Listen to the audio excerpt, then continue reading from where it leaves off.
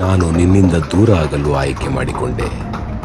ನೀನು ಬೆಳೆಯಲು ನನ್ನ ನಿರೀಕ್ಷೆಗಳ ನೆರಳಿಲ್ಲದೆ, ನೀನು ನಿನ್ನನ್ನು ನೀನೇ ಕಂಡುಕೊಳ್ಳಲು ನಾನು ನಿನ್ನಿಂದ ದೂರ ಸರಿಯುವುದನ್ನು ಆಯ್ಕೆ ಮಾಡಿಕೊಂಡೆ.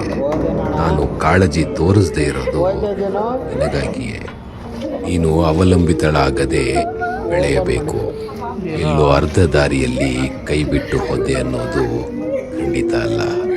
ನಿನ್ನ ಶಕ್ತಿಯನ್ನ ನಿನಗೆ ಪರಿಚಯಿಸಲು ನಾನು ನಿನ್ನಿಂದ ದೂರ ಆಗಬೇಕಾಯಿತು. ನಿನ್ನಿಂದ ಎಷ್ಟೇ ದೂರ ಆದರೂ ನಿನ್ನ ಯಶಸ್ಸನ್ನ ಕೊಂಡಾಡುವ ಮೊದಲನೆಯ ವ್ಯಕ್ತಿ ನಾನೇ.